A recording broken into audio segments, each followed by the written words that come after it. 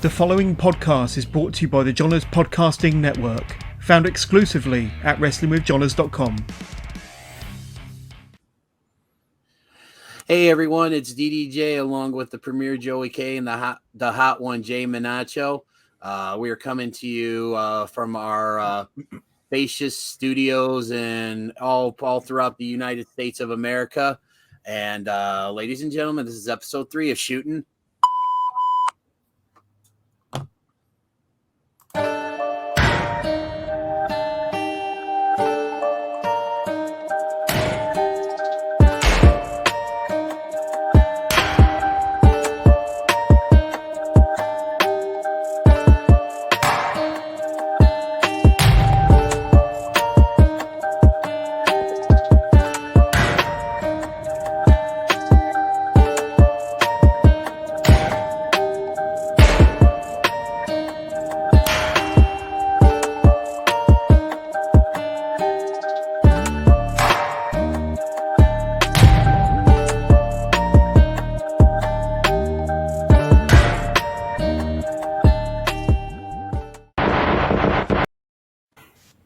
I love that little thing at the end there, kind of the old school ECW vibe and stuff here. But ladies and gentlemen, we are here with episode 3 of Shooting.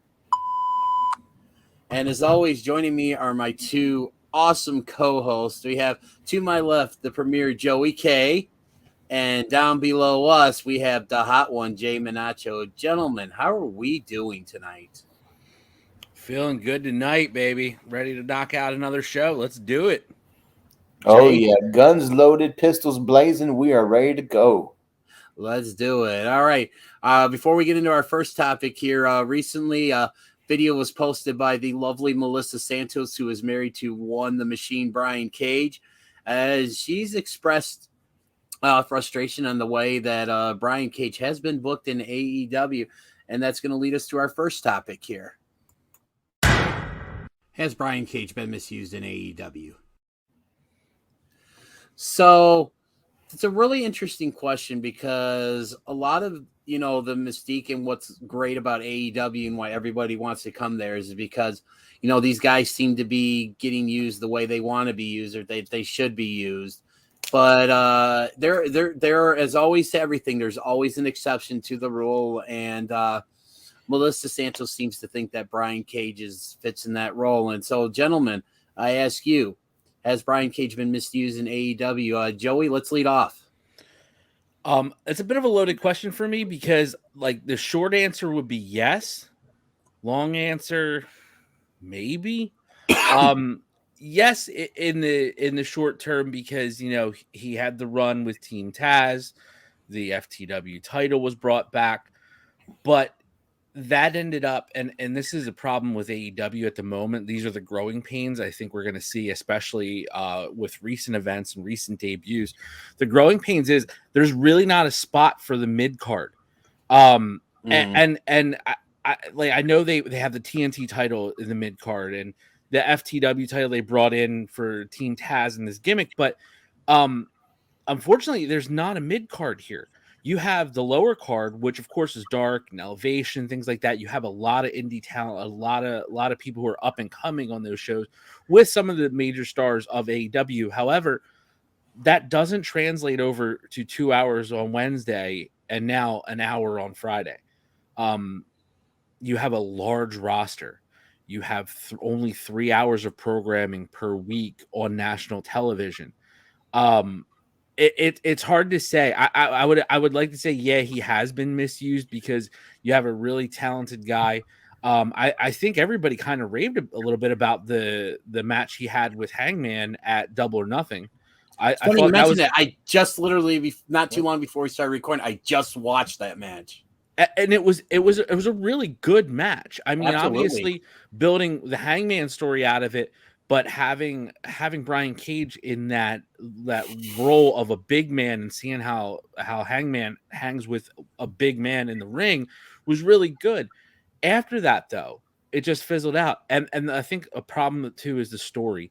You had him with the Team Taz, and they built this breakup, but they pushed it too hard and too fast. and it completely stalled that angle out. They could have slow built to something, but they basically had Team Taz screwing over Brian Cage right out of the gate, right off the bat, and it kind of like blew that whole feud. And then of course Starks' injury didn't help anything at all when he hurt his neck. So I would say, yeah, he has been misused, but I think you have him in a large group of AEW names, and I'm not talking indie guys, I'm not talking dark guys, names. Here's another one, FTR. I'd beg any of you to tell me different, that FTR hasn't been booked the best. Thank you. In AEW. How about you, DDJ? Colt Cabana basically came in a huge crowd favorite, and then he gets buried in the back of the Dark Order. And of course, the unfortunate passing of Brody Lee didn't help anything for the Dark Order. But what has Cabana done since? Brody's been gone for almost 9 months now, over 9 months. So do something. There's a lot of these guys in that position, and I think with only having 3 hours of national TV programming, and you have stars now, you just brought in 4 new stars, and you're playing around with the Forbidden Door, bringing in surprise talent here and there.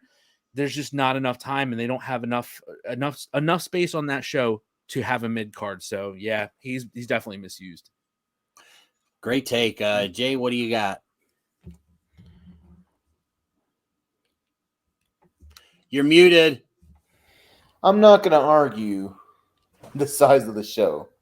It is what it is. We have 3 hours worth of television time. We have 2 YouTube shows. Maybe Rampage gets an extra hour, so we have 2 hours. Maybe we get somewhere down the line where Dynamite gets an extra hour, so we have the additional hours. But Brian Cage, on a whole, look what he's done. His debut match, he wins it to challenge for the title. Okay? Great debut. He has a great championship opportunity. Had a very good storyline there. Team Taz storyline. Very good storyline there. He was an FTW champion. Title that hasn't been around. Hasn't really, mattered much. But it mattered because he had it. He was a big hoss with this badass title. Going out there, having good matches, looking strong. Going to the breakup. You make another star that was in Team Taz with the breakup, Ricky Starks.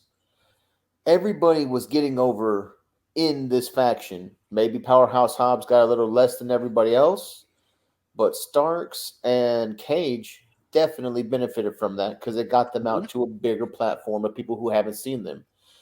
Brian Cage, I understand you're the machine.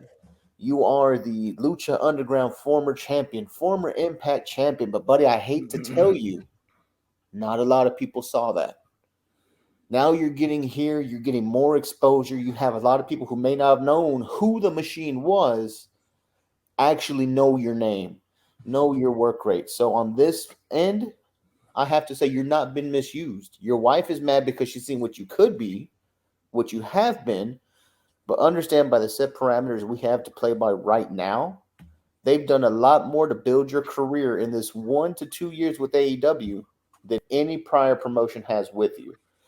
So to me, it's kind of like looking a gift horse in the mouth. You don't want to do that. Brian Cage, don't look like you're complaining. They've given you a good platform. They've made you look strong. There's not a match that I could look at and say, wow, they screwed Cage. Believe in the process. Yes, it's getting cluttered. It's going to be hard to give everybody time. But here's the thing. People who shine get that time. Brian Cage shines. He just needs to keep doing it. Yes, if you're a made man, like to say, or you've done your dues, you don't want to go back and pay him, but you haven't made your dues at this level yet. Brian Cage, keep your head down. Do what you're doing. You're a main event guy. Keep showing everybody. Yeah, I'm going to say that I don't know if maybe misuse is the right word. I would say he just, I don't think he's lived up to the hype or lived up to the potential. Because someone who's as hardcore wrestling fan as I am and stuff, I've seen his stuff in Impact. I've seen his stuff in Lucha Underground. And the guy is a truly unique talent because there aren't many guys that are built like him that can do what he does. I mean, yeah, he's this big, muscular, jacked up, 270, 280-pound guy, but the guy can move like a cruiserweight. I mean, you don't see really many guys, if any others out there, doing some of the things he does with like the sentons, the flips, the moonsaults, whatever. And it's just, you would think someone like that should be dominating like that at the top of the card. And it's just, I don't know, again, if it's just like what Joe said, with just there's really no mid card, with all these other talents that they're bringing in that kind of just seem to outshine Cage. But I mean, I just feel like he's just he just hasn't lived up to the potential. He's like every quarterback that the Chicago Bears have tried to bring in since they had Jim McMahon. He's like Jay Cutler. Like when we signed him, everybody's like, oh my God, he's going to be the guy that brings the Bears to a Super Bowl. He's going to be like the greatest Bears quarterback of all time. And while Jay was good, he was not great. And I feel like Brian Cage is in that same mode. And just really right now at this point, I don't know what's going to take him to that next level where really he should be. Timeout. Flag on the play. Smoking Jay is amazing. Number one. Now, number two, gentlemen. Don't care. We're going to call this rapid fire within our shooting shoot. This is rapid fire, yes or no answer from both of y'all. DDJ, right now, Brian Cage versus Miro. Does Brian Cage go over? No. Joey K, same question. No. Would you put Brian Cage over Kenny Omega? No. Absolutely not. So we've already established he can't hold the mid title and he can't hold the main. So see, but that does hit back to my point though too, where it's like, okay, where does that lie? You have, like DDJ said, I mean, I can't think of another big man that's his size that does move like that. And you're 100% right. The closest person I can think of is like maybe Big E. But Big E doesn't even do half of what Cage does. He might have the ability to, but we've never seen him actually do it. So, I mean, he is like, honestly, I hate to say this, he is probably the type that McMahon would love in the WWE, right? Because he's got the look. He's got the look. I mean, doesn't have the height. Let's be honest. He has the look though. And he'll get dressed up as another sex slave, a la Killer Cross. Yeah, I mean, go get the fifth member of Demolition. I just think of Pulp Fiction. Hey, go get the Gimp. Go get okay, like fuck, man. Like, oh, sorry. Like it just drives me nuts, seeing a guy like that kind of like not have a feud, not have something. The Hangman feud was great. The Starks thing worked out really well, but where do we go now? Give the man another feud and let him keep building. And they don't have the time. I just really feel like they don't have the time to do that. And it's just last thing I'll say on this before we move on is it's almost like the way they brought him in. It's like it was like immediately like he was already booked. They were already booked. They booked him into a corner because he won that casino ladder match to get the title shot, but Mox was still red hot as your champion, and there was no way they could take the belt. So almost right then and there, they just from the start they just let's talk about the finish to the Moxley match. The finish that was garbage that when Taz threw in the towel. Because of the arm issue. Yeah. And I'm like, you built this guy up. You had a huge pop when he won that match to get the title shot, and you just buried him. Like, come on. It was it's like I said, no company is perfect. AEW has, while very few, AEW has made a few mistakes and stuff, and this just unfortunately happened to be one of the very few mistakes they've made, since they started, and it's unfortunate because Cage should be such a much more bigger star than he is. Yeah, agreed. And that's so. All right, so coming up later this week is going to be the season premiere of the second half of the third season of the hit show on Vice TV called Dark Side of the Ring. And I believe, if I'm not mistaken, I believe the mid-season premiere episode is going to be the one about the plane ride from hell. So, gentlemen, that brings me to my next question here. Favorite episode of Dark Side of the Ring? Now, we've had some really good, episodes here. Like earlier this season, we had the 2-hour premiere about Brian Pillman, which, by the way, shout out to AEW for bringing Aunt Linda on, bringing her to AEW, and shout out to CM Punk for calling her out, and saying the things he said, and even shout out to MJF for using that for fuel for that amazing promo he cut and stuff. But we've had that. We had the season 2 premiere with Chris Benoit. We've had the episodes about Owen Hart, Bruiser Brody, and it's just so many different things out there and stuff. And guys, your favorite episode of Dark Side of the Ring, and I'm gonna actually let Jay lead this one off. It's hard. It's hard for me because being a wrestling fan and having so many different ties to the sport, man. Mm-hmm. Part of me wants to say Bruiser Brody because it's, I'm Puerto Rican. That happened in Puerto Rico. It happened in the you live in Texas. You're in Texas, where World Class was big. World Class, so the Von Erichs, man, and then Gino Hernandez was big out here, and then there's so many. I'm a big Benoit fan, so Chris Benoit's 2-part episodes, but nail it down to one, man. Nail it down to one. Gun to my head.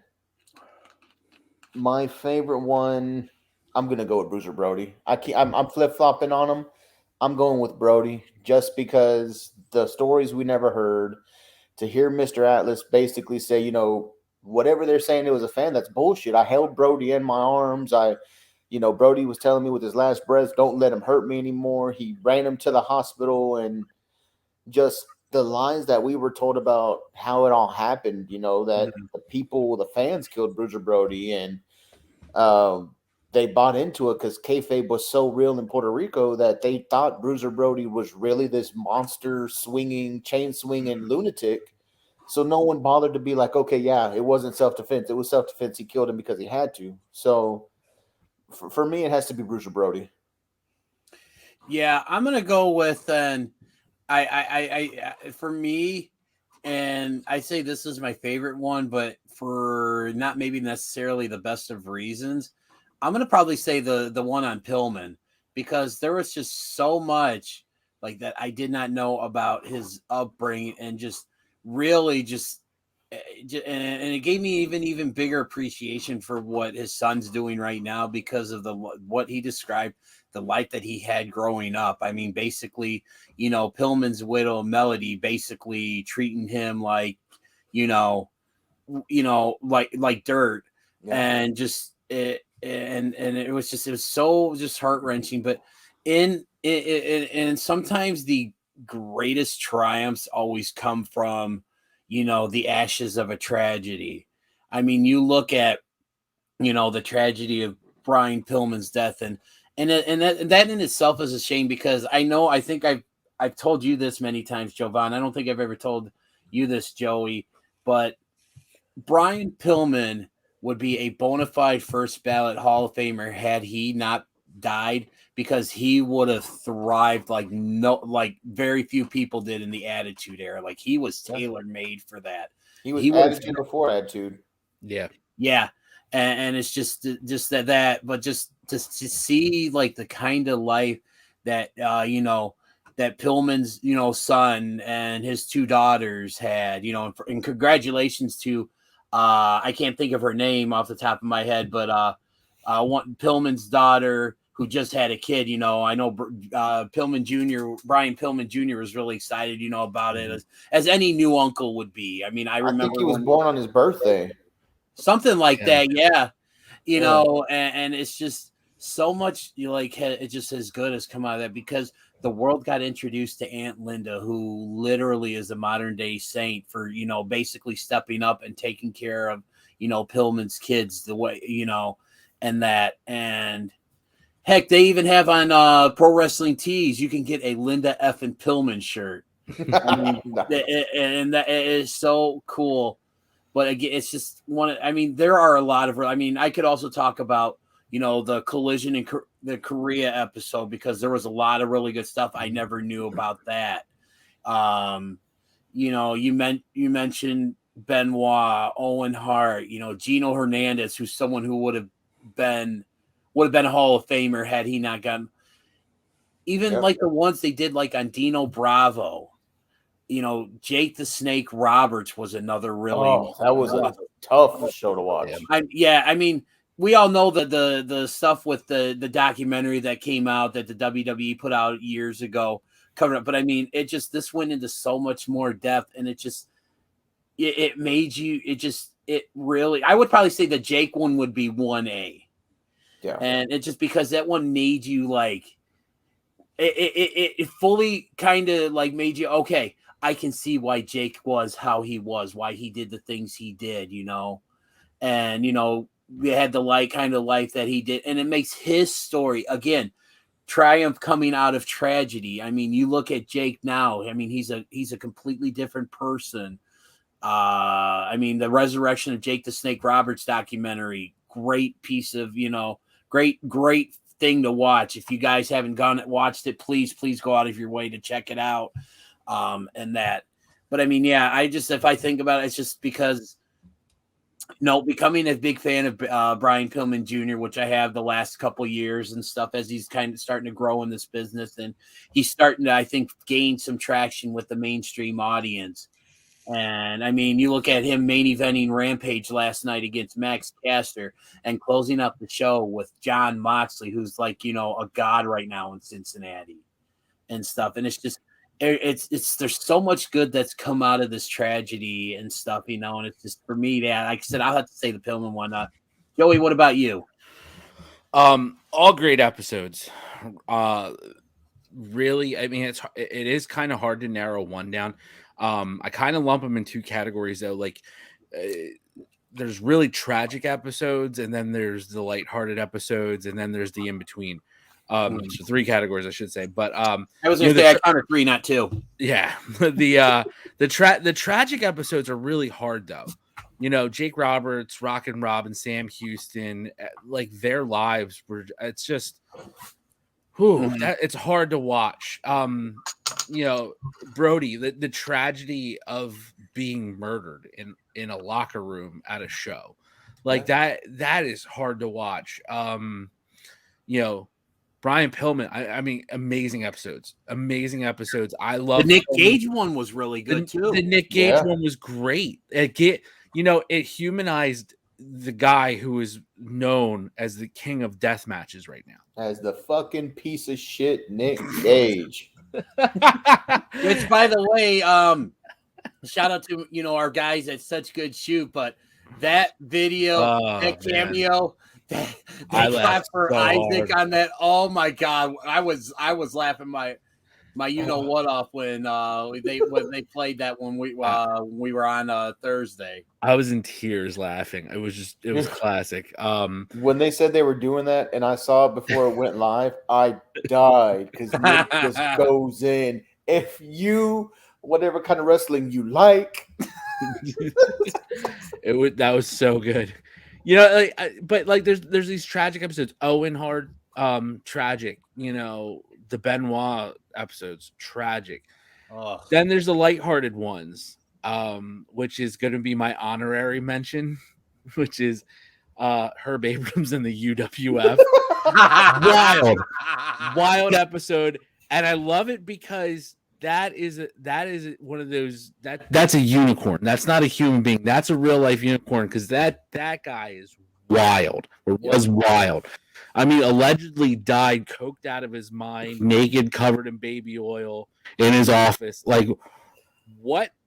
How do you live your life to end up like that? That's one of the great mysteries. But I'm actually going to go different. I'm going to tell you my episode, and probably a little because it's sentimental, especially after this past year. New Jack. The episode on New Jack, the life and crimes of New Jack, was amazing. For a lot of people first got their introduction to New Jack in Beyond the Mat because he was in Beyond the Mat. Yes. Turn them on to his ECW run. But if you go back when he was in Smoky Mountain. Smoky Mountain. Thank you. Smoky Mountain, like he was there with Mustafa, D'Lo. I mean, what most people don't realize nowadays, that was a time where those gangster type characters were not on TV. Yep. They're not part of professional wrestling, and they're reserved for select movies. Like you see something like Boys in the Hood is when you think gangster in the early 90s. New Jack City, obviously, there's that. But New Jack didn't care. He was out there cutting promos. He knew he's black. He's proud of it. He doesn't care that he's down south with the good old boys that want to shoot him after the show in the parking lot. He didn't care at all. He did what he did, and it got him over. And then he finds a home in ECW, which ECW embraced the man with open arms, deservingly so, him and Mustafa. So, and then to see what happens, the thing with Vic Grimes when he, has the head injury, and it's just, and the mass transit incident. Mass transit incident was a big one. All these factors. And then to see post show, and I should clarify this, they released a clip after New Jack passed away that basically asked, how do you want to be remembered? And he goes, I don't care. I've had action figures. I've been on TV, DVDs. I'm on YouTube. He said, I have 9-year-old kids that come up to me and say, you're my favorite wrestler. And I just look at them and ask, why am I your favorite wrestler? And they're like, we saw you on YouTube. They were not even alive to see the original New Jack run where he came into his own and became like this larger than life character. So to me, I love the New Jack episode because New Jack's one of those guys. He is what he is, and that's it. He doesn't care. He's not pulling punches, and I loved it. But that's going to be my top until probably the Plane Ride from Hell. That might be my new favorite because I've been dying for the official. Like we have, this is what I consider canon for what really happened on that plane. So yeah, I'm excited to hear about it. I want to watch it. Yeah. So, all right. So moving on, as discussed in our last episode that came out on this past Thursday. Again, we apologize for the delay last week, but I was still waiting in line to get my merch at All Out. As evidence in the title of episode 2. And so it was recent. We discussed about Kenny Omega being ranked number 1 on the PWI 500 because the news had broken, I think, earlier in the day when we recorded about that. And I thought it'd make for an interesting topic. But let's get into a little bit more detail here. So here we go. Thoughts on the PWI Top 10. Okay, so the top 10 for the PWI annual top 500 list has been released, and coming in, I'm going to read you guys the rankings here in order. We have Kenny Omega at 1, Roman Reigns at 2, Bobby Lashley, the current WWE champion, at 3. Although the way what was just announced on SmackDown, he may not be after Monday night. So by the time this drops, he may be a former champion because it was announced on SmackDown that he's actually defending the title against Orton on Raw. We have at number 4, we have Drew McIntyre. We have 5, Kota Ibushi. 6, Jon Moxley, who I believe was number 1 last year. 7, we have Will Ospreay. 8, we have Finn Balor. 9, we have the current IWGP Heavyweight Champion, Shingo Takagi. And at number 10, we have Jovan's favorite, Rich Swann. So, guys, your thoughts on the top 10. And I actually want to, if you wouldn't mind, I want to take the lead off here on this. Kenny Omega at number 1, absolutely no issues with it. Because when you think about what he did, he had, during the evaluation period, which I believe was from this June of 2020 to June of 2021 or something like that, I believe. I can't remember what the time frame was, but really during the time frame in the evaluation period, there aren't really any guys, maybe other than Roman Reigns, who you could say did close to what Kenny Omega did. I mean, you think about Kenny Omega in that time frame. Not only did he win the, he was still in the midst of his reign as AEW Tag Team Champions, I believe, with Hangman Page. Then he would go on to beat Jon Moxley, in the Winter is Coming episode of AEW Dynamite to win the AEW title. He was already the AAA Mega Champion, I believe, at that time. And a couple months after winning the AEW title, he goes to Impact and beats Rich Swann for the Impact Championship. So here you have a guy holding these top championships, in 3 of the top promotions in the world, and was on programming weekly. Like, he was on Impact almost every week. Obviously, they're pre-recorded, so it's, he didn't go from one to the other and back and forth. But then you have Omega being on every week on, AEW. And he's defending these titles. He's defending the AEW title against, Jungle Boy, Orange Cassidy, Pac. He's defending the Impact Championship against guys like Moose, Sammy Callahan. He's having, exploding barbed wire death matches against Jon Moxley. He's going to Mexico and defending this championship against, the Laredo Kid and Andrade, although I think his match against Andrade was after the evaluation period. But I mean, he's going all over the world defending all of these titles. And yeah, no issues there. Roman Reigns at number 2. I'm not going to argue if he's number 1. I'm not like some of these fans out here who are going crazy that Roman was not number 1. Bobby Lashley at number 3. Since he's finally, we got the Bobby Lashley we all wanted when he won that title. Drew McIntyre, great run. Obviously he's kind of cooled off a little bit. Kota Ibushi being the first man to unify the IWGP and heavyweight and intercontinental titles. Jon Moxley just still, at the part of the time, defending the AEW championship and having the barbed wire death match against Kenny Omega and, doing his thing. Will Ospreay, who won the IWGP heavyweight championship, unfortunately had to vacate it due to injury. I think Finn Balor's on this list mostly due to his run in NXT, because when he came back to NXT, he was basically the Finn Balor I think we all wanted. Shingo Takagi's really coming on strong. He burst onto the main event scene and then, got his hands on the title once Ospreay had to vacate. And then Giovanni's favorite, Rich Swann, bringing out number 10, which, when he beat Eric Young and became the champion, he had a nice little run there. So, guys, your thoughts on the top 10? Joey, what do you got? I don't necessarily have an issue with really the top 10. I might shuffle things around a little bit, but I'm pretty cool with most of it. Obviously, Kenny at number 1. I know we touched on last week's episode. Deserved. I don't have any issue with that. Roman solid at number 2, because Roman's in the best storyline that he's had, to be perfectly honest with you, since part-time in the Shield. I mean, and the Shield was very up and down with a lot of their story.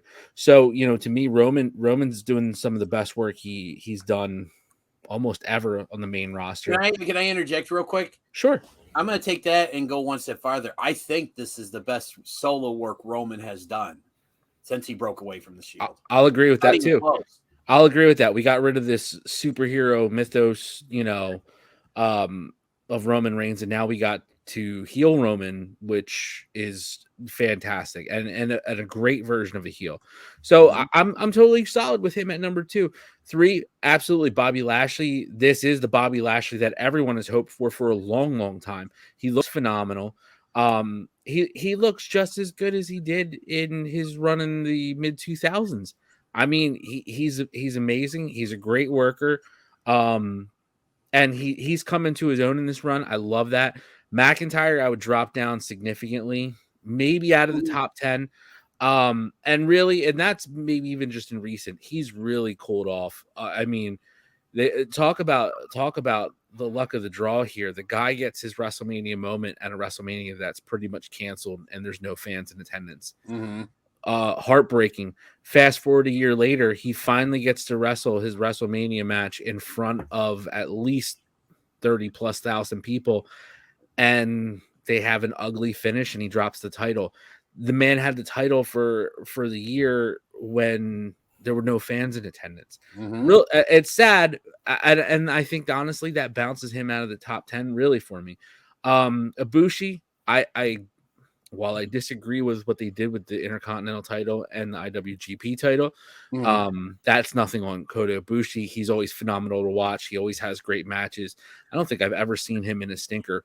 Particularly highlight his matches with Jeff Cobb earlier this year were just unreal. And I'm a big Jeff Cobb fan, so that really got me going. Moxley, I can agree with. Moxley always puts on a show, always is there to perform.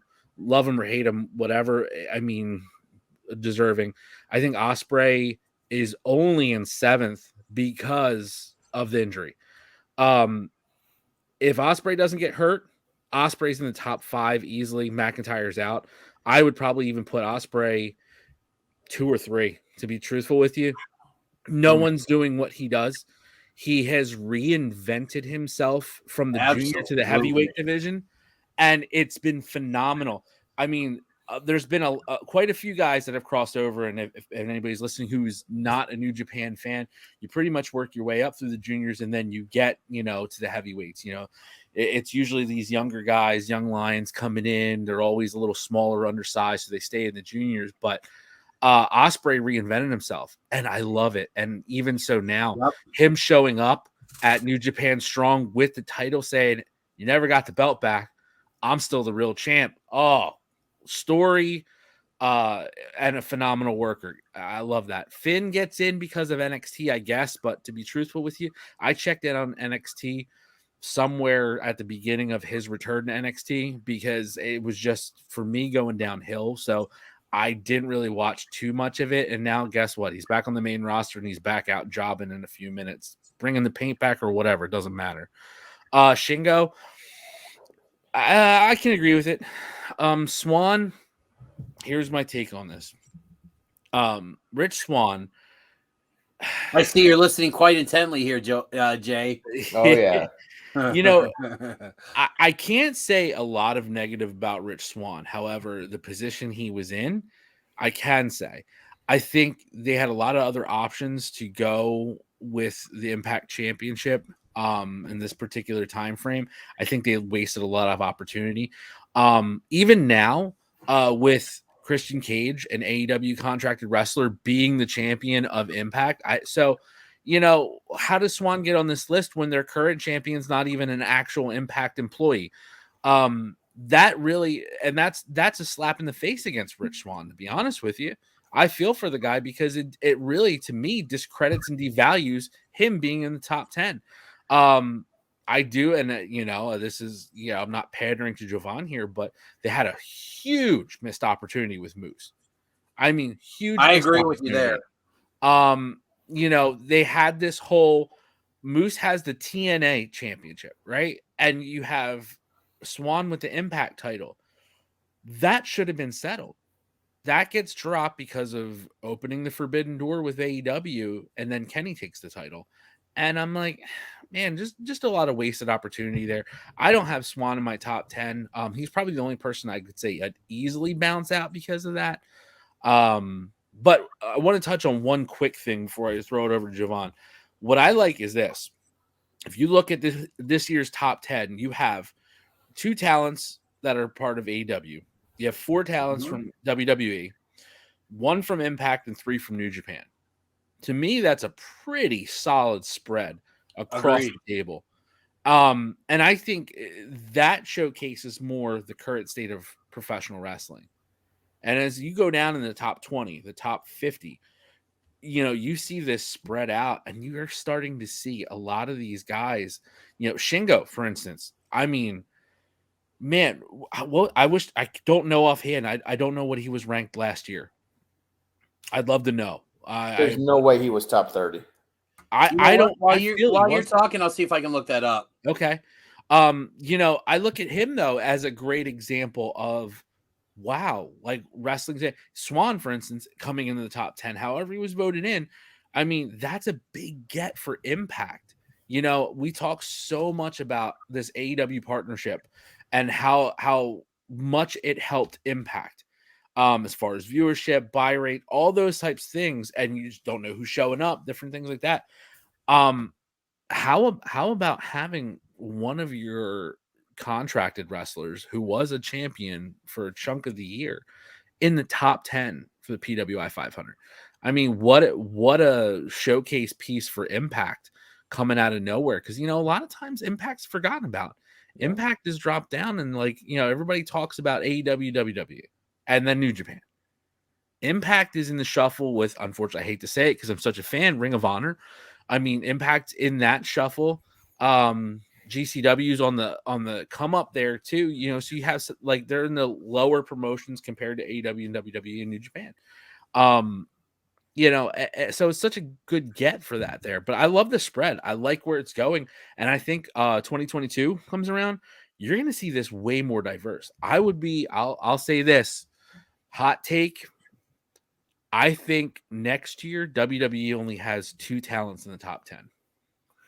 Damn. And I'll tell you who one of them is right now. One of them's gonna be Roman. One of them's gonna be Roman. I don't know who the other one's gonna be, but I know one will be Roman. So that leaves only spot there. And I think you might see someone else from Impact crack the top 10. You're probably gonna see somebody else from AEW crack the top 10. I think you're going to see probably Bryan Danielson is going to end up replacing somebody like Swan. You're going to see quite possibly Adam Cole replacing, somebody like Finn. I think that's what's happening. You're going to see a big spread, and I think you're going to see less talent from WWE in the top 10. It's a changing of the guard right now. So it's happening. So before we get Jay's take on the list here, for the PWI 500 2020 list, Shingo Takagi was 53rd. What a come up. Yeah. 53rd. I've got a bigger one for you because I just looked it up. What's that? Our number 10 spot, which I'm about to kill in a minute, Rich Swann was ranked 230th last year. Wow. And I'm about to rip out all the hearts on why they voted for him. So give me a second here, Joey. Are you ready? I'm ready, baby. I'm used to this Rich Swann bashing from Jovan, so I've built up an immunity to it. So it's okay. Rich Swann can handle it. He can handle it. Hey. Anyway, here we go, Rich Swann. You're number 10 from 230. There is no way in my mind that you can convince me that Rich Swann made that massive jump in 1 year. I'll tell you, fellas, why he did it, though. Or at least why they voted him up in the top. Came back from retirement. Rich Swann came back from retirement, got the proverbial swan song to go over, in my opinion, a very good champion in Eric Young, who could have continued to hold that title, but I digress. Swann got the championship. He then defeated who should have been champion in Moose. Then he loses it to Kenny Omega. So you unify the belts. You lose the unified belts to a guy outside of your company. That point right there stops me from me having you in my top 10. Because yes, you may have danced with number 1, but you lost multiple matches against Kenny Omega. So not even being able to hold home ground, you've lost out of my top 10. Rich Swann, no hate. You're out of it for me. Number 9, the Dragon. Honestly, one of the best things New Japan has had for a very long time. Mm-hmm. His gimmick is amazing. His work rate is amazing. I'm happy he finally got the push this last year because, his back has some issues and you can see it kind of changed the way he started to wrestle lately. But the Dragon is freaking nailed. Shingo, French kiss, was amazing. Finn Balor, I'm going to give it to you. You're over when it doesn't matter. Nobody cared about NXT Finn Balor, my reasoning to keep you off of my top 10, you guys lost the Wednesday Night Wars against an upstart that at the time didn't have real big name recognition. They just had a group of guys who went out there and put on an actual show. Finn Balor, for those reasons, you're out of my top 10. Will Ospreay and the Empire, bump him up. He's not 7. He's top 5 at least. His reinvention, his stable, everything he's doing in New Japan, the way he cuts these promos, I believe in Will Ospreay. Top 5. He's way undervalued here at 7. Jon Moxley does what he does, and I love it. You can put him anywhere in the top 10. I will not fight you. The man who became God, Kota Ibushi. Also the only man to ever kick out of the one-winged angel, Kota Ibushi.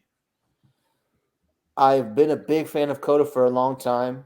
Back-to-back G1 winner. Finally got the championship. United the belts. Kota, you are in the right spot. You had a hell of a year. They finally went all in on you. But, man, you met a great competitor in Will Ospreay. So, Kota and Ospreay, to me, they should be right around the same spot. Drew McIntyre, you held that WWE banner through the worst time in professional wrestling history. In my eyes, you are top 10, but you are not top 5. The reasoning why I'm taking you out of the top 5 is simple. You lost your title to somebody who we finally have been waiting to see take that next step. Drew has always been good, but we've known he can be good for a very long time because you were billed when you first started as the future. You were supposed to be something great, and they finally got you there. So for that, I'll keep you in the top 10, but not the top 5. I think Drew should go down a little bit. Bobby Lashley, who may have an astronomical jump from last year to this year, because you finally went from being undervalued, underutilized, to given a chance. Hurt Business was some of the best stuff that the WWE has put on for a very long time. Giving you the opportunity to be a killer. Just go out there and choke folks out. Choke out Goldberg's kid. I don't care. Finally, you're showing them how you should be used. Not to add in a little bit of extra seasoning onto that steak, Bobby Lashley gave us another actual African-American champion. Something that the WWE doesn't do a lot. So when they finally pull the trigger again, like I said, throw that seasoning. He's right where he needs to be. And didn't he just recently set the mark for the longest single reign by an African-American champion for the WWE? Yep, I believe so, but there's only been like 5, so. Right, but I just wanted to bring it, but sorry to interrupt. Carry on. But no, I mean, that's a great thing is he's breaking, records, boundaries, and everything. So Bobby, in my mind, exactly well-deserved where you need to be. You should be the number 2 guy in the WWE behind the tribal chief who's had a career resurgence. We actually care about you. You've actually got me to cheer for you. Roman Reigns, congratulations. And we've already said Kenny by God Omega, number 1. It just makes sense. It feels good. Right. So, all righty then. So that was really spirited take. Be interesting to see where, like maybe the 11 through 20 or, or something comes out once the magazine hits and stuff. So definitely guys keep an eye out for that. But moving on, excuse me, we're going to take a little bit of a detour here.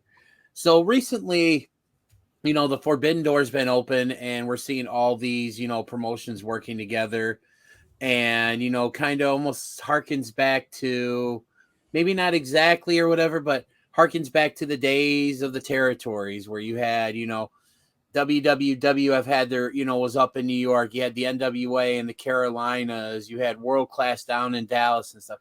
And our next subject here is going to be, would territories work today? So territories working today, and I specifically asked if I could lead off with this one because I've got a really interesting take. And the question is, would the territory system work today? honestly, I think that's what we're seeing right now. I think it's working right now because now while all these promotions have, are on national TV and stuff, you're seeing they're different areas. They're regionalized. They don't have their own unique take, their own presentation, everything. You've got Impact, you've got AEW, New Japan and stuff. Everybody working together. And that was harkening back to the days of the territories where, like, when Ric Flair was the champion, he would go around to all the local territories, St. Louis, San Francisco, Japan, wherever, Florida, to defend the title against that promotion's top guy. And you're kind of seeing it now because, like you said, we're seeing, Christian Cage wrestling in Impact. We saw, Kenny Omega, we saw him in Impact. We see him in AAA. We're getting ready to see Bryan Danielson go to New Japan as part of his deal.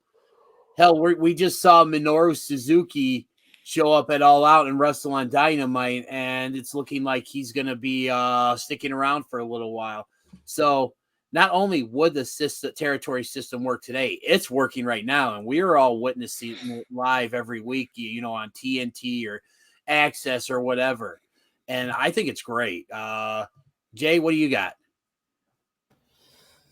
I think the current landscape in wrestling right now, just like you said, you hit it on the head. It feels like the territorial days. Mm-hmm. Here's my spin. And why I think the territories are a thing of the past and why it stays a thing of the past. Why it wouldn't work today. And I honestly believe it wouldn't for one very reason. Kenny Omega is the man. Kenny Omega is our Ric Flair right now. He's going to promotions. He's gotten belts. But what happens when you start to lose those belts? Because eventually Impact's going to want their belt back, which they put it on Christian Cage for some reason. Eventually, AAA is going to want their belt back. Maybe Andrade gets that. And AEW is going to have to start moving along a storyline that doesn't involve Kenny Omega being champ because they need to build a new champ. How do you go about losing your titles one after the other, after the other, after the other, without diminishing either A, that brand's title, B, that specific wrestler, Mm-hmm. and C, just fans? Because to be honest, Christian Cage beating Kenny Omega, no matter even how he did it with the chair, for the Impact title, took me out a little bit. Because I went into All Out knowing there's no way in hell this man's dropping the AEW title to Christian Cage. Because it doesn't make sense in the first place that Christian Cage got the Impact belt and not an Impact wrestler. I'm going to leave that alone. Because I guess if you guys have been with me for a while, you know Mr. Impact, Moose, or even at this point now, anybody, Eddie Edwards, whoever you want to put the Mr. Impact banner on and push him to the moon and say, hey, go bring our belt back, damn it. Should have happened. AAA was going to make that same move. They were going to pull that same trigger with Andrade. Be like, hey, you're our Mexican star. Go out there and bring our belt back. But Tony Khan has final say, and he was like, you know what? Give us time. We don't want that belt to be moved yet. We still have a little gas in this belt collector that we can't have that happen. To me, that's the main reason why territories can't work right now. Everybody, it's a give and take. It's a give and take. It's a give and take, give and take. But whoever is the biggest boy in the place and whoever's the biggest person in the sandbox, they're going to be the one who dictates. Right now, our current structure, that's Tony Khan. But in a territorial kind of thing, you know, everybody kind of agreed that it was Vince McMahon Sr., until he took over everything. Then they tried to get together and they made WCW. That eventually collapsed. Why? Because that model doesn't work. You can't have separate but equal entities. We've proven it doesn't work. Right now, these partnerships with the Forbidden Door is the best thing that we have to the territorial days. All right, Joey, what do you got? If we don't learn our history, we are doomed to repeat it. Mm-hmm. I think what we're seeing is a modern day version of the territory system, but it's not built the way the old system worked. However, you're starting to see the cracks coming through, and you're starting to see that old model bleed out because you're building on top of it, whether you want to admit it or not. Truthfully, the only company benefiting from the Forbidden Door is AEW. AEW is the newest promotion. They're the upstart. They are building a roster of talent from WWE, from New Japan, from Impact, from wherever, Ring of Honor. I'll touch on that one later. But what you're seeing is they're gobbling up talent. Are they picking the right talent? I think so. I think they are. But that model of the territory system, there's always a company that ends up winning out and dominates, and it benefits them the most. And what you're seeing right now is AEW is getting the most benefit. There's a reason why Kenny couldn't go to Mexico and drop the AAA title to Andrade, because Tony Khan didn't want Kenny losing back-to-back nights. He dropped the Impact title to Christian Cage on Friday night. Yep. You're supposed to be in AAA on Saturday, and they're like, whoa, we just had Kenny lose last night. We can't have him do it 2 nights in a row. It's going to kind of blow this entire story up. Does territory system work now? No, it didn't work then, and I don't think it's going to work now. Does it benefit everybody at the moment? It does. There's benefits held by everybody, but the most is from AEW. Tony Khan's raking it in right now. Everybody's tuning in on Wednesday nights or Friday nights to see who's coming through the Forbidden Door or who's getting signed. It's this. It is that, Monday Night War vibe. You don't know who's showing up tonight from the other guys, but it's done in a more professional way. It's done in a more fan-friendly way. And it's like you said, though, it's always Wednesday night. Mm-hmm. I haven't turned on New Japan and was like, I wonder who's going to debut on Strong, or I haven't turned on Impact and say, who's going to show up. Impact does have residual with some Bullet Club guys showing up, but it's still where I'm like, okay, the big names, Suzuki is on AEW. Exactly. It's enough to make me want to see their highlights, but still not enough to make me want to sit through an entire show. Yep. And that is inherent of the problem. The only show I will sit through right now is going to be AEW, because you don't know what's going to happen next. I'll catch up with the highlights of Strong or Impact. I'll follow on Twitter what's going on in AAA. I'm not subscribing yet. I'm not jumping in and saying, oh, it's must watch. Is there talent there? Yeah, of course there is. It's worth watching a lot of these shows. And don't get me wrong, I don't want to say that at all. But I do want to say that this is all the benefit of AEW. Tony Khan's he's not an idiot. He knows what he's doing. Yep. If he's throwing money at something, there's a reason he's throwing money at something. Did he pay for the rights to get Cult of Personality? Yeah. Did he pay for the rights to get Baltimore for Jungle Boy? Yeah. Like he puts money where he needs to. He's not dumb. So he knows this is benefiting him mostly. He knows he's got a lot of the power and a lot of the pull, because think about it. Impact's not on national TV. New Japan's not on national TV. AAA's not in the US on national TV. He's taking advantage of companies that could use that airtime, that could use that little space to get some of their guys over. So I would say no. The territories don't work nowadays, because you're still seeing the same thing that happened before. What happened in the original run of the territories? There was this little company in the Northeast called the WWF who came in and started swooping out and stealing all the top tier talent. And I would say this: in the next 24 months, when you see contracts starting to come up, there's going to be a lot of guys who are like, well, I can stay here at Impact, or I can go sign with AEW. Either way, I'm going to work both shows. And at least with AEW, I'm going to get the AEW money out of it. Yep. I'll get the later schedule. Oh, you want me to go to Impact this week? Yeah, sure. I'll go back to Impact. I know all the boys and girls there. Let's go have fun. Yeah.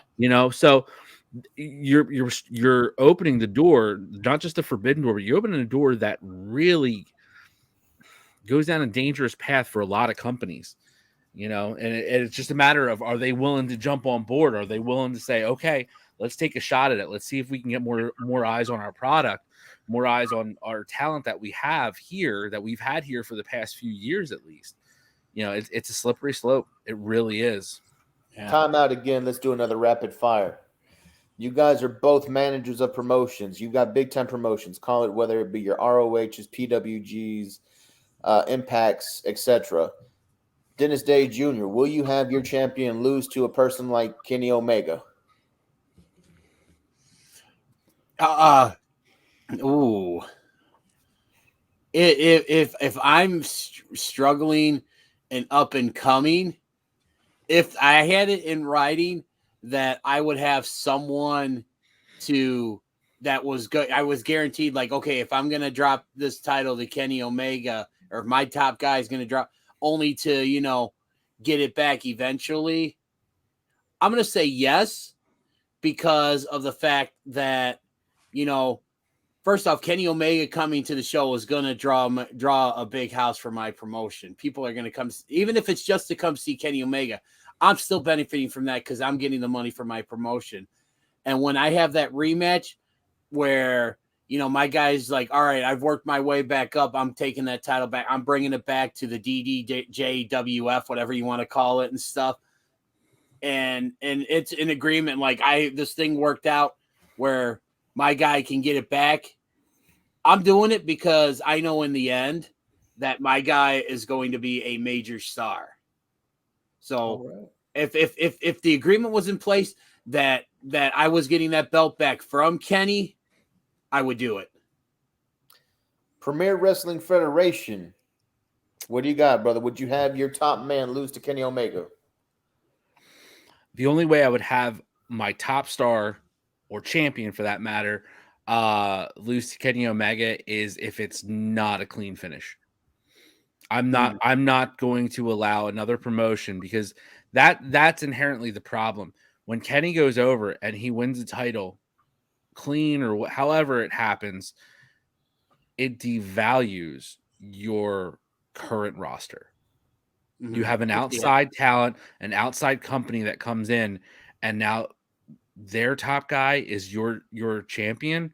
I would never have that happen. Give me an ugly, messy finish, something that can be disputed. The ref didn't see the foot on the rope. The ref didn't see the shoulder up because they were in a bad angle. Give me the blatant, I got screwed by, the elite. If we're talking Kenny Omega, give me that big thing. That's the only way I'm having Kenny go over on any of my top guys. Because it doesn't benefit the partnership. What's it benefiting me if I just bury my entire roster saying the top guy, the number one guy on my roster, can't beat your number one guy? It defeats the purpose. See, a lot of us forget the territory days. So yeah, there's a reason Flair was 16-time world champ. Okay? Because he lost at 15 to win it that 16th.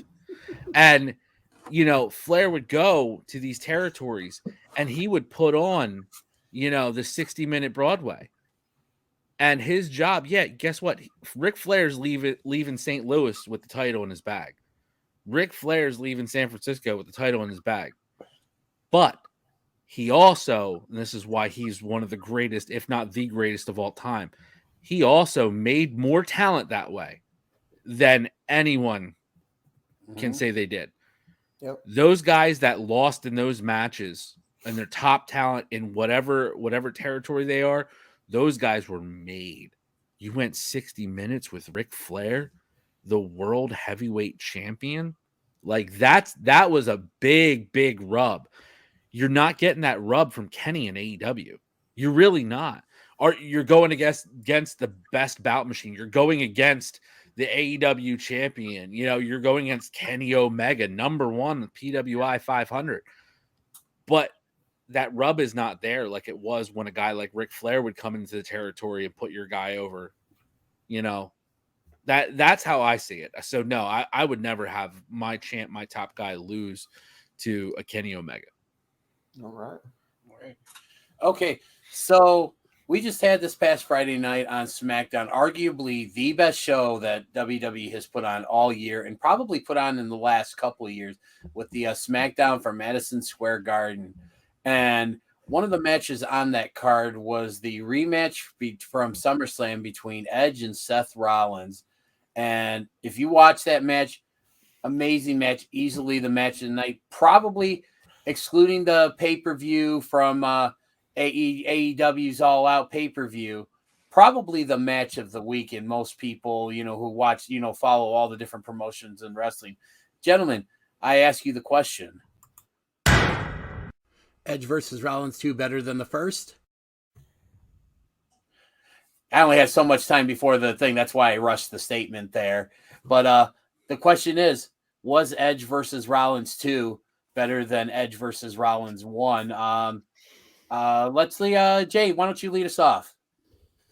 These two, it's just phenomenal. Their work rate. I'm a big time Edge head, so anything Edge has done coming back from the neck surgery, from the 7-year layover, Edge has been awesome. Edge has been nails. He knows how to work a match. He's at that rare form, that veteran form where he knows the psychology of a match. He knows how to make it go. Rollins is a great dance partner because Rollins is the man. He can legitimately go. No, Becky Lynch is the man. Get it right. His husband is the man.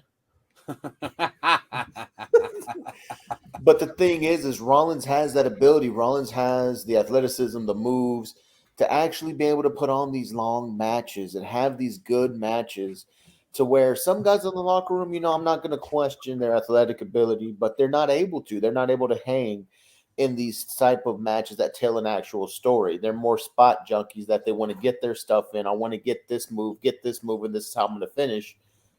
When you fight a veteran such as Edge is going to pull a story out of you because that's the way he likes to wrestle. And he had a great dance partner to do with it. The second one, the only knock I'm going to put on it, and this does come from a personal place, it went long. In wrestling, you have to know your times. You can't afford to go long because you're cutting somebody else in the back's time. And that's what happened here. We may have gotten the best match of the week outside of the pay-per-view, but you took the opportunity away from other wrestlers who should have been able to get their match out there, especially one who was going to be out there dedicating the match to the memory of somebody who had passed during 9/11. Yeah. To me, that puts a damper on this match as a whole. Looking at it straight wrestling-wise, second one is a clinic. It is amazing. It was great. But you have to know your cues, and you cannot let it run long. All right. Joey, what about you? You stole what I was going to say because that was my biggest problem with the second match. It really was. It's disappointing because a guy like Edge, who's 47 years old, on one side, it's amazing after coming back from the neck surgery and everything and such a long layoff to come back and still perform at the level he does. That's phenomenal. It's also very sad and disheartening to know that match went on so long to cut off some of your up and coming, especially female talent, which, the WWE has pandered for the past few years about the women's revolution coming up. And there's in 2021 and we're still cutting their matches out because, a 47-year-old talent goes long and has a 30-minute match. Now, the match itself, I enjoyed the SummerSlam match. SummerSlam was a hard watch for me because I saw too much other really great pro wrestling SummerSlam weekend that I would rank well above anything that the WWE put on for SummerSlam. However, that match was still good, in my opinion. Seth Rollins is the guy who can go with anybody. I mean, if anybody ever still has a doubt that Seth Rollins isn't the guy, I mean, please stop with that argument already. He can go with anybody. He's the guy, but not the man. Right. Exactly. Right. Exactly. And he can go. He can go. He has the ability to work any style match. He can make his opponents look like $1 million. I'll put him up there. He has that Kenny Omega factor. I said this before.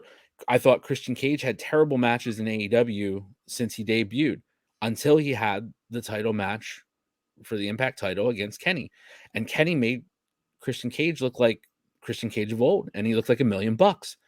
Even and in the second match, in the rematch, for the AEW title, I think he looked like $1 million there too. Again, and that's a lot on Kenny. Seth Rollins is the guy who can do that too. There's not a lot of talents out there that you go in the ring and say, okay, I can make this guy look like $1 million. I can make this guy look like $1 million. And that's a big point for me. But in the segments of the match I did watch in the second one, the match itself, again, another great match. I didn't expect any less, but I do expect the guys who are on the roster, who are the veterans, to go, okay, like, we're here to help the next generation talent. You hear this all the time in the wrestling business. You hear so many of these old timers that talk about, you're putting the next guys over. You're putting the next guys over. You're building that. You're leaving this place better than when you got there, and cutting out what has a built-in story that was very emotional. The 20th anniversary, as we record today, of 9/11,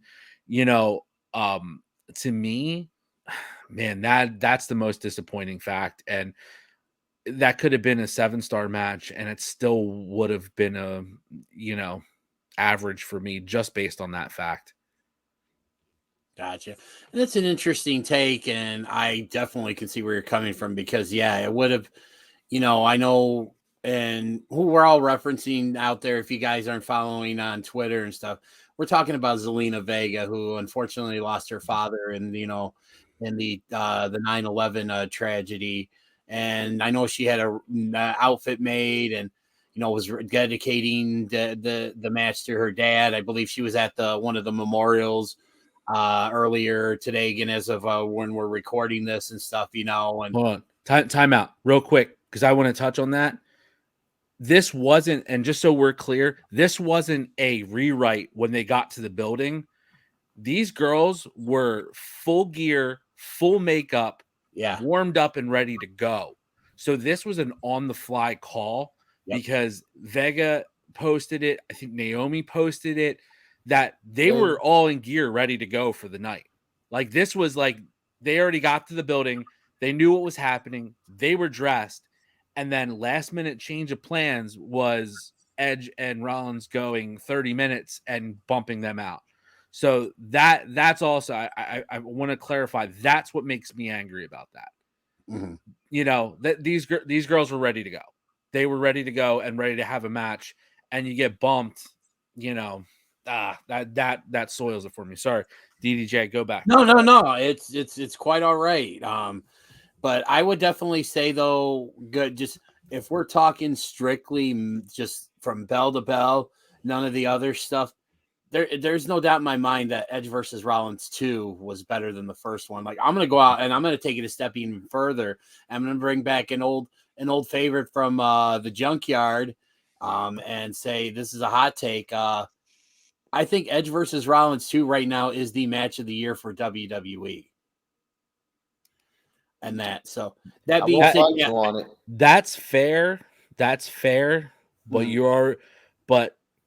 I still can't put that against Walter versus Ilya 2 that we just had. If we're just talking main roster WWE, that's my qualifier. I'm just saying strictly WWE. Overall, like the brand, Walter versus Ilya Dragunov, like overall, like if we're talking just everything, WWE, NXT group and all into one, that is the only match I'm putting above Edge versus Rollins 2. It's just a shame, like you got both had alluded to, that this great match took away, from the ladies. And again, most notably Zelina Vega being able to go out there on the eve of such an important, anniversary in this country's history, and not being able to pay tribute to her father, who again was lost in the 9/11 attacks. And it's just, and they built the show on it. They built the show on it. Yeah. It was the 9/11 tribute show last night from Madison Square Garden. Her hometown. Like, I mean, how much more? We're not talking about like, oh, we're in Tulsa, Oklahoma tonight for SmackDown. Right. We're in New York City. We're in the city. Right. That's a problem. But I'll agree with you. Bell to bell, if we're just talking about the in-ring work and match, number 2 superseded number 1. And again, it's like I said, and we're all in agreement. It's a shame that this took away from that, because in terms of significance and a real more heartfelt moment, this would have this would have been bigger than that match. And that. So, all right, so we got one more thing to talk about, and as again, we're recording this. It is now almost 2 a.m. Eastern Standard Time on Sunday, September 12th, and our very own Joey K, by the time this episode drops, will have been at the Ring of Honor Death Before Dishonor pay-per-view. So we might get a little bit of a on the report from the show, on next week's episode of the show. And that begs the question, because this is something that's recently been debated a lot. And we're going to go right into it here. This is our main event of the evening here. Could ROH have become what AEW is? It's a really hotly debated topic, because there were times in the past where Ring of Honor was poised to become the number 2 promotion behind the WWE. They started out in 2002, and, there were such talents as, AJ Styles, the Amazing Red, CM Punk was you got his break there. Eddie Guerrero was there the very early days, before he went back to WWE. You had Mark and Jay Briscoes and Samoa Joe, and I mean, you could go on, like all the people that have, gone through Ring of Honor, who've gone on to WWE and, now AEW. You're looking at like the entire Undisputed era. You're looking at Kevin Steen, El Generico, all these different guys. And you look at, what AEW is now. And the question is, could Ring of Honor have become what AEW is now? This stemmed from, I know what Jay wanted to talk about Ring of Honor 2002.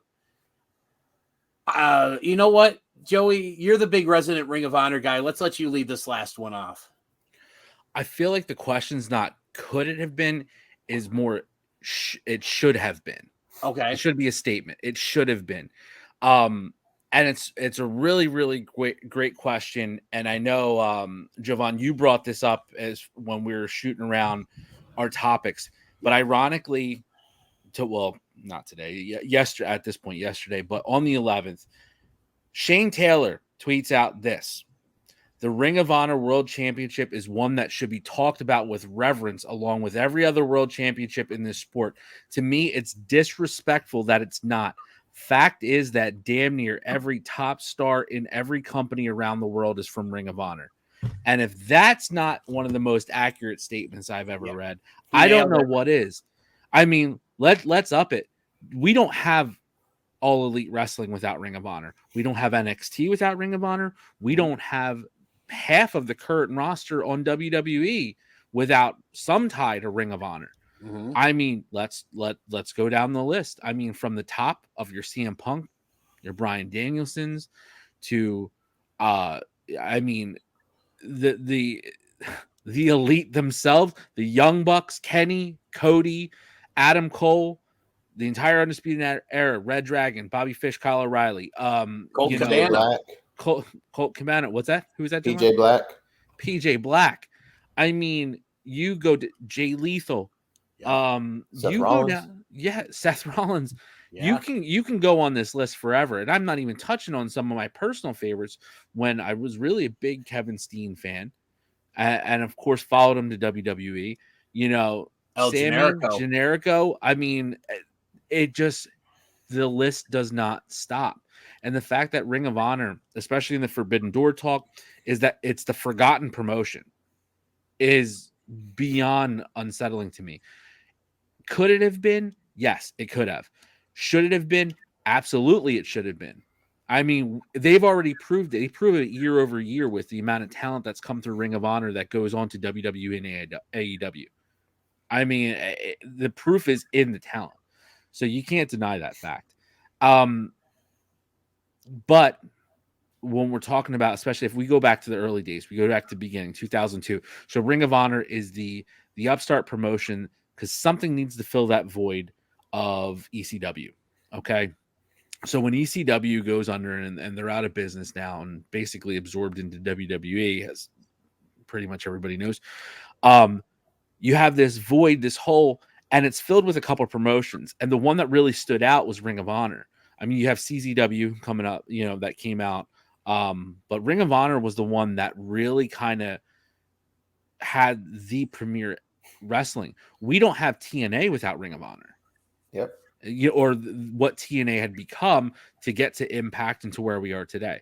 So there's one. We don't have All Elite without all that background.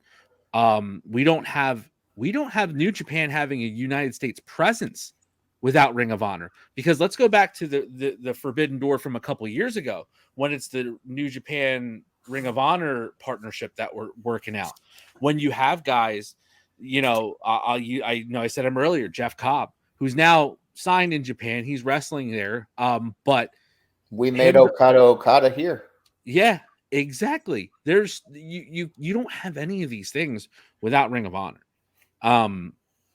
Ring of Honor, to be perfectly honest with you, to me, is in the middle of a resurgence right now.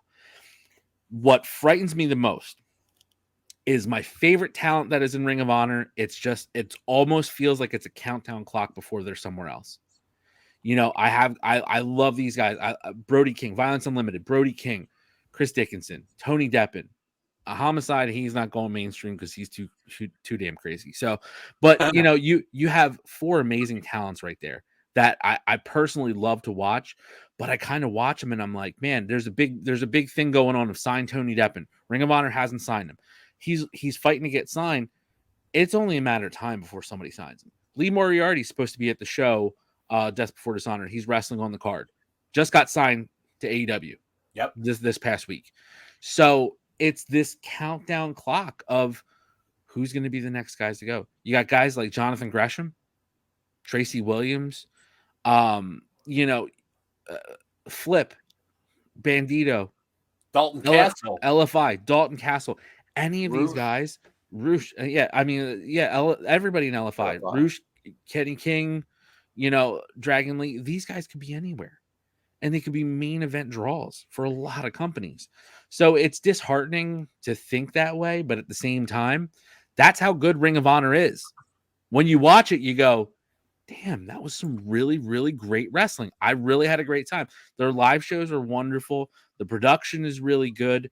It's just it's a shame that they're not part of this Forbidden Door talk. It's a shame that they're not held up as high. And like I said, we have this spread of wrestlers that we went over for the PWI top 10. I could give you guys from Ring of Honor that could definitely be in that top 10. I could take out Swan, I could take out Baylor, and I could replace with Jonathan Gresham. He was my first one I thought of when you brought that up. Who's had an unbelievable year, getting ready to, as of this recording, it already happened, but he's going to have an amazing match with Josh Woods, who is another phenomenal upcoming talent in Ring of Honor. Jack Draper. The Mile High Magnum. That guy, here's the thing about Draper. You don't get to appreciate him until you see him live. Because that is a very, very large man. And we were talking about, Cage earlier, Brian Cage being a large man that can do a lot of things that you don't think a large man can do. Draper's another guy who can do a lot of things that you don't think a large man can do. And he moves very, very, very fast, very well. He doesn't move like a man his size. But he's got the size and the look that he could go to WWE. He could be in WWE. He could be in main roster. He could go in and be in the Intercontinental title hunt right now tonight. And put in that picture, and people would be like, oh, wow, this guy's legit. That's how good their talent is. You can take them and put them in anywhere. So it's a shame that they're not even involved in the conversation right now. It's a shame that they're not even in that no one's in the top 10, and they should be.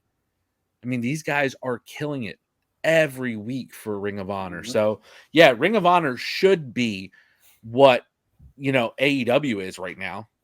And not to mention, AEW, all the elite, hey, all the AEW fans, I hope you guys listen to this. The elite were all in Ring of Honor 4 years ago. Yep. Okay? They were there. When Cody first left the WWE, he went to two places. He went to Ring of Honor and he went to New Japan. Because they were working together. An Impact as well, like a brief stint. Oh, he was there for about a cup of coffee, which is fine. But still, he was out there doing what he wanted to do. But Ring of Honor and New Japan, he made home. for a long while until they decided to go ahead with All Elite. So, there is no AEW without Ring of Honor, in my opinion. All your top draws are from there. Like, your entire top championship storyline right now of the Elite doesn't exist in AEW without Ring of Honor. And what they built in between Ring of Honor and New Japan, over the past 5-6 years. But also, let's also not forget, Ring of Honor played a key, probably the biggest role out of anybody in All In, because it's their production that and that it's a shame that I know they own the rights to the footage of All In, and just hopefully something gets worked out so we can finally, please, if anybody from Ring of Honor is watching, please work out something so we can finally get All In on DVD. I haven't switched out my DVR box because I have All In saved on my DVR, even though I need to upgrade my cable box desperately. All In is saved on there, so I can go back and watch it whenever I want. And there is not another way to put it somewhere else. So, oh well, I'm gonna ride this cable box till it dies. And when it does, we're gonna give it the old Viking funeral. I'm gonna send it out, light it on fire, and that's that. But man, I'm gonna enjoy All In while I still can on it. Yeah. So I love what you had to say about that. And it's you kind of segued into a little bit where I kind of wanted to go with this when you started talking about Cody and the Bucks. Mm-hmm. I don't know if necessarily like Ring of Honor at the beginning could have become AEW, because at the time I just think, we'd just come off WCW being, put out of business, ECW going under and stuff, and, NWA, TNA trying to get going. But if we're talking 2016 Ring of Honor, like when Cody showed up and the Bucks were there and they were doing all their stuff. The Hardys? Yeah, the Hardys. I mean, just you could go on and on. Hell, this is when, the Undisputed Era, they were still there. Cole, O'Reilly, Fish, Roddy, they were still all there. They hadn't quite left yet for, NXT. That Ring of Honor, and I like when you, at the beginning of this, when you said it's maybe the question was worded wrong. It shouldn't have been could. It should have been should they. And absolutely. And if Cody and the Bucks re-sign with Ring of Honor is AEW. We're talking, everything we're seeing with AEW, that's all Ring of Honor if Cody and the Bucks stayed. Yeah. But, they said they went out on their own. They decided to take a chance. And it's right now, all signs are indicating that, that was the right decision for them, because you look at where they are now, you look at where AEW is and where AEW looks to be going in the next few months. And it just, AEW does not happen if Cody and the Bucks resign with Ring of Honor. We're talking about Ring of Honor easily being the number 2 promotion out there, knocking on the door of the WWE, which is what AEW is getting ready to do if they're not already doing it. They've taken down NXT. Hell, they're the key demo for last week's Dynamite. The first one post All Out beat Raw. The 18 to 49 demo in a promotion that has been on national television for less than 2 years beat Raw in the 18 to 49 demo. I know some, especially WWE fans, look at that and go, does it matter? Look at the overall number.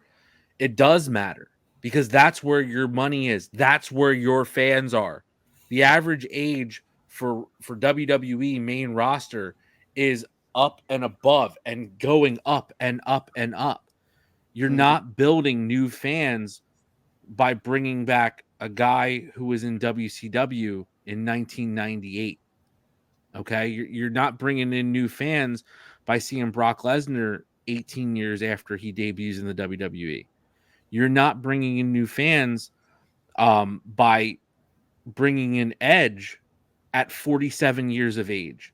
Now, that argument can be flipped and say, look at what AEW is doing. You got Punk at 42, Bryan Danielson at 40. You got some older talent there, but there's still miles to go.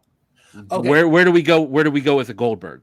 We don't go anywhere with Goldberg. Yeah. And you bring up you bring up Punk, but look at what Punk has done, not only for AEW, but just wrestling. Look for just in general.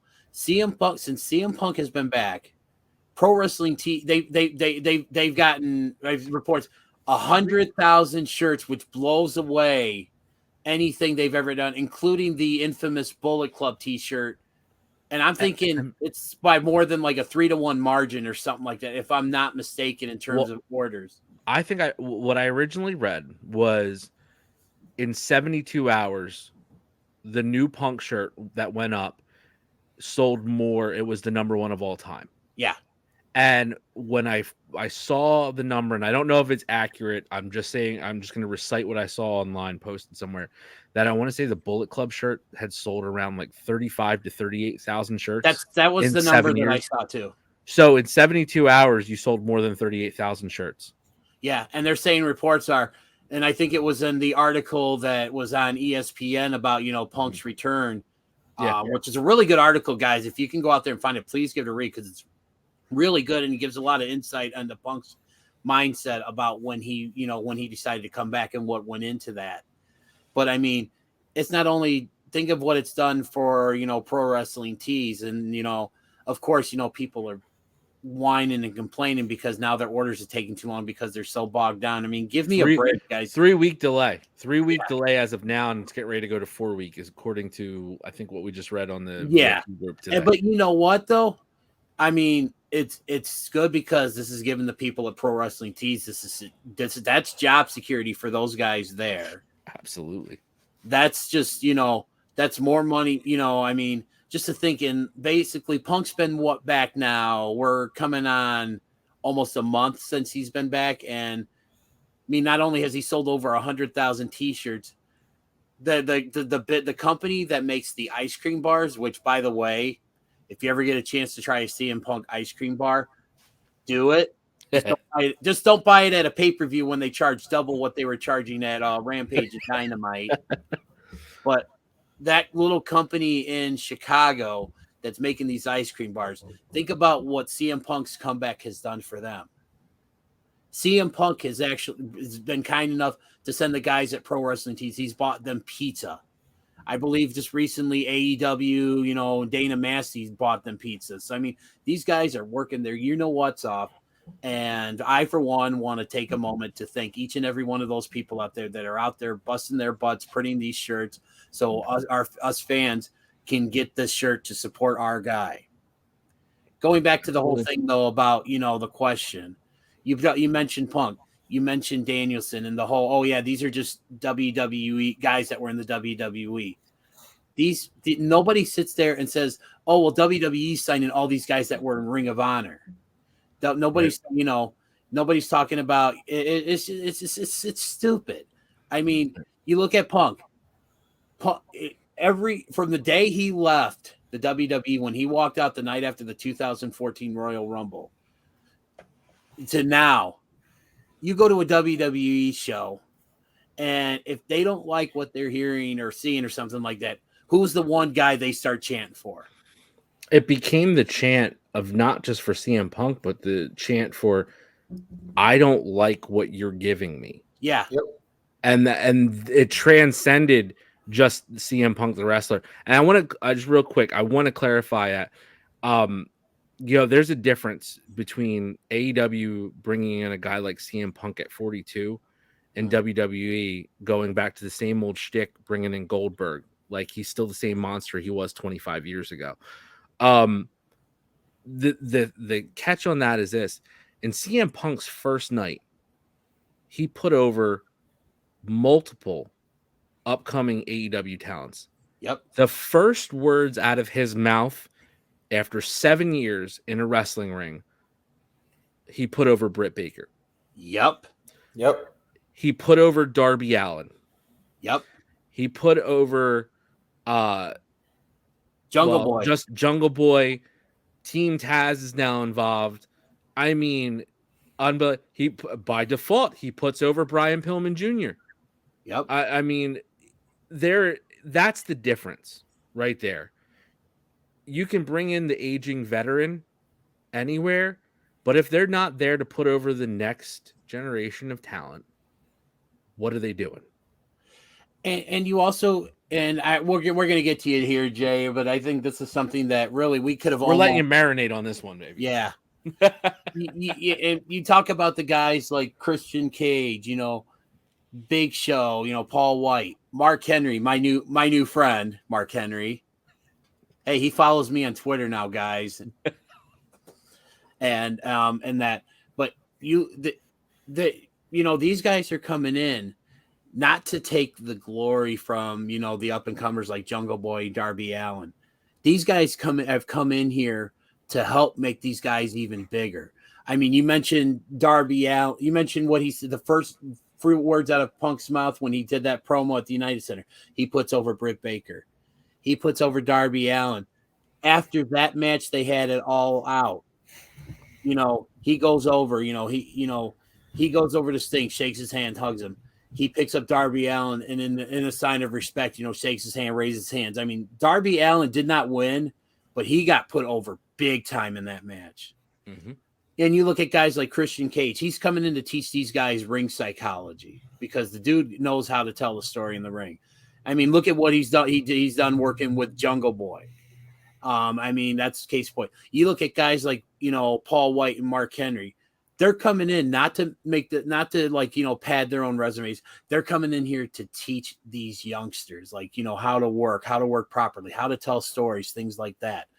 That's different than WWE, like you mentioned, bringing Goldberg back, The Rock when he comes back. Even, like Undertaker, just all these guys that they're bringing back, they're bringing them back for the wrong reasons. They should be bringing these guys back to make the new stars. And that's something that is sorely lacking.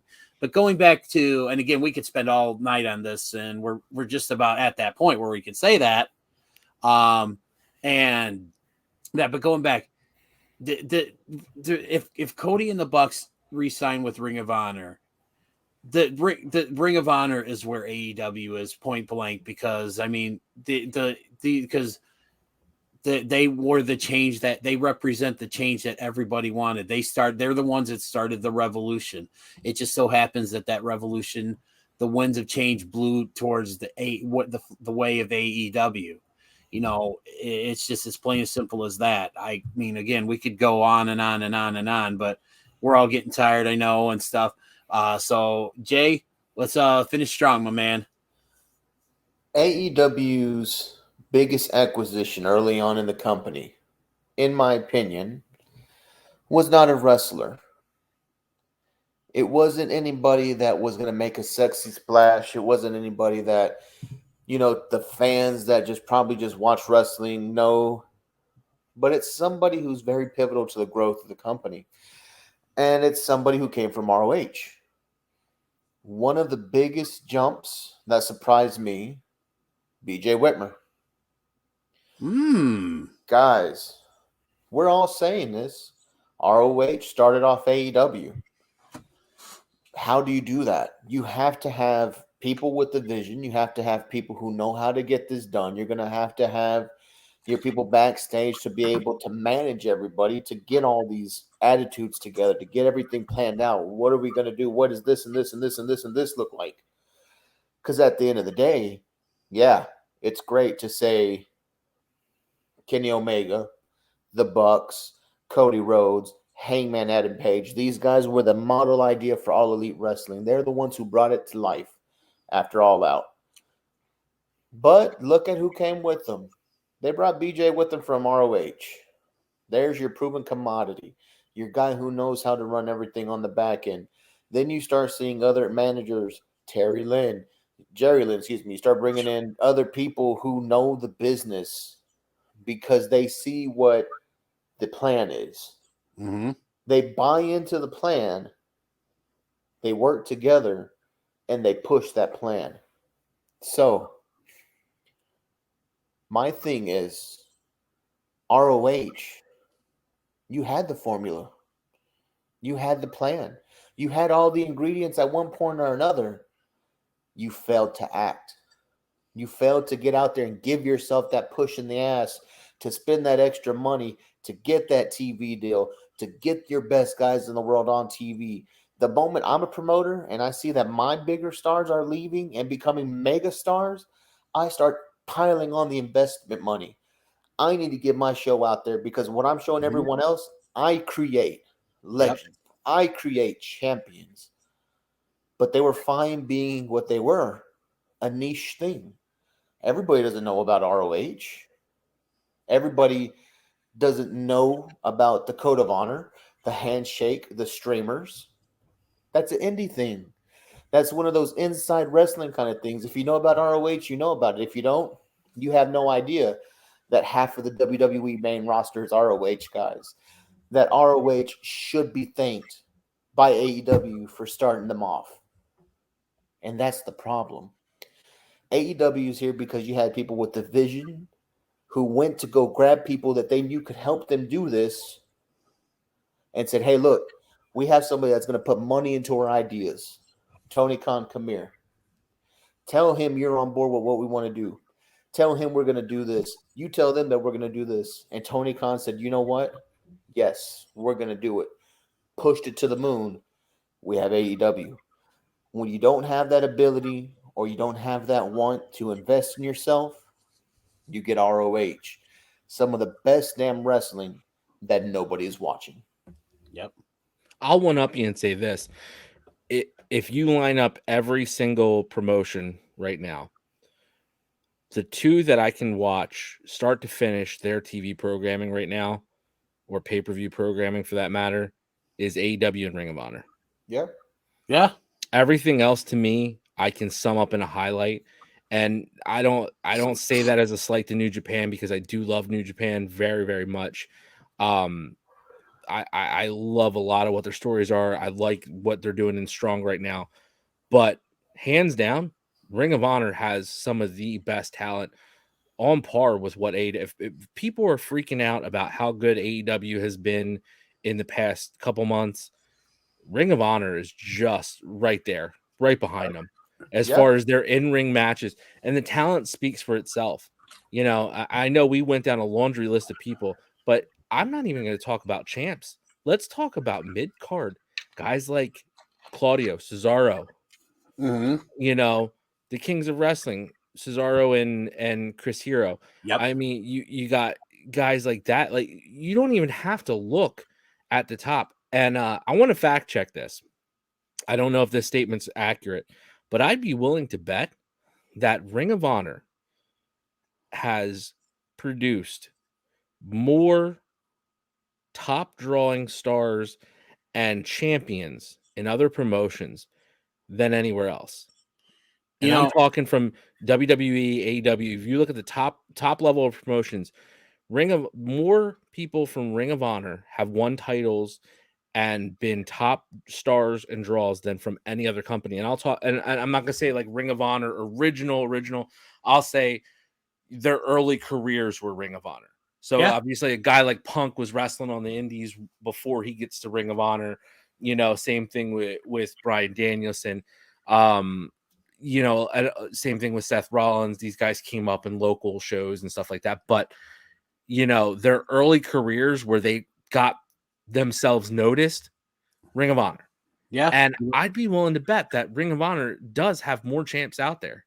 I mean, I can name a whole bunch of them right now in every company and promotion. So that's I can't disagree with that. I think that's great assessment. And it's a testament to, I think, you know, how great Ring of Honor is, but at the same time, it's a testament to how I guess I could say inept or whatever, just because they always seem to let these guys go. Yep. And that's a tale of good wrestling and poor management. Yeah, that's really good. Agree.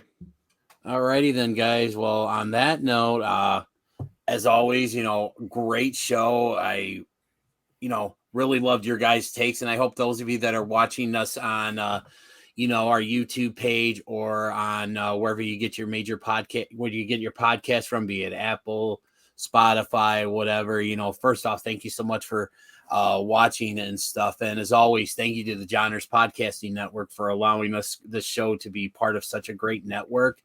You know, you listen to us, But guys, there are so many really good shows on the Johners Podcasting Network. You got our guys at Such Good Shoot. You got our boy Brad with Toilet Side Wrestling Talk. We've got Scumbags of Wrestling. We've got, Wrestling with Johners. There's so much out there. Guys, go to wrestlingwithjohners.com and check out all the great shows. Buckle Bomb Entertainment is now part of the Johners Podcasting Network, and it's great to have Sarah aboard. Sarah's great, person, very passionate wrestling fan, and please go check out her show. And there's always new shows, guys. If you're out there, you're listening to this, you have a podcast, wrestling podcast, or even if you have a podcast that's about something other than wrestling, and you want to get on board with a great wrestling network, let us know, because we can get you in contact with our man John, who runs the Johners Podcasting Network, and get you on board.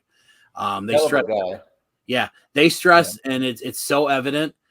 They stress collaboration over competition. We're all one big podcasting family, and I know when my first day as part of the network, I saw it when I brought you. When you guys came aboard and we came up with the show, you guys have seen it.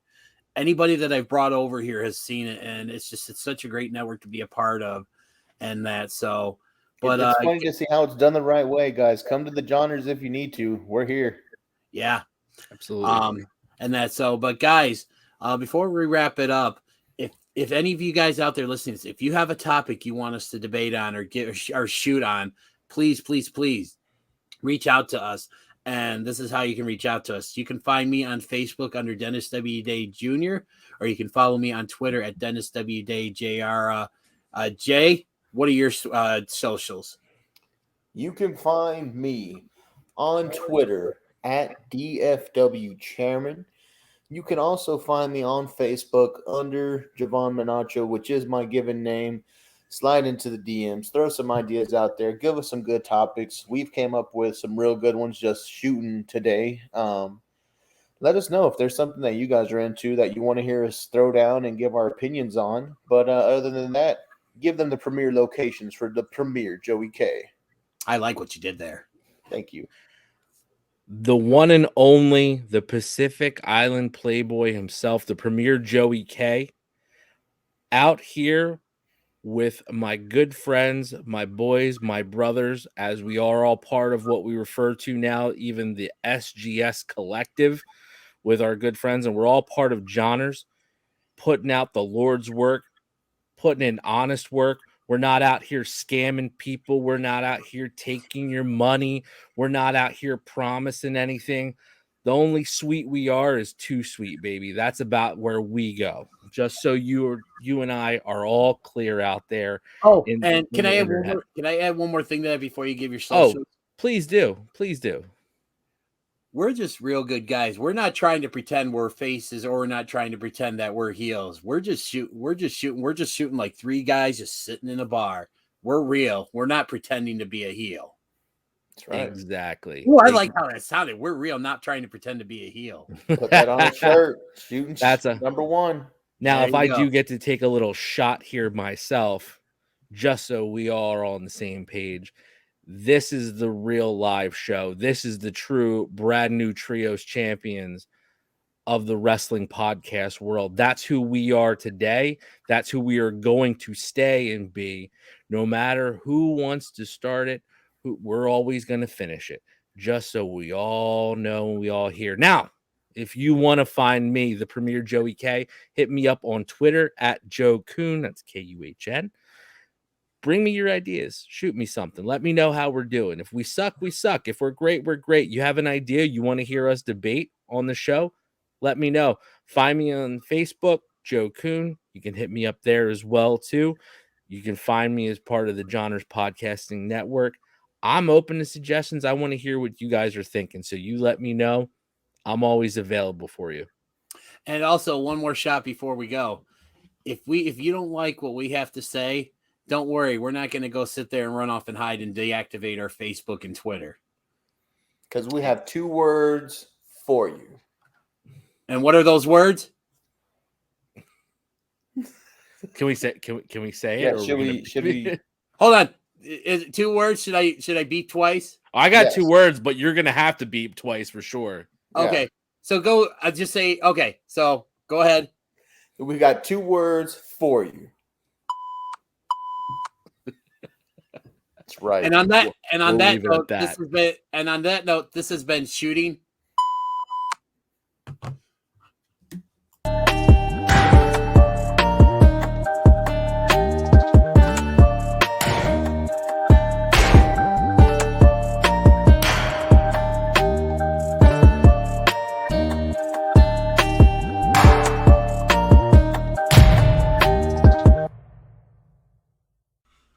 Don't forget to like and subscribe, and please tell all your friends about us.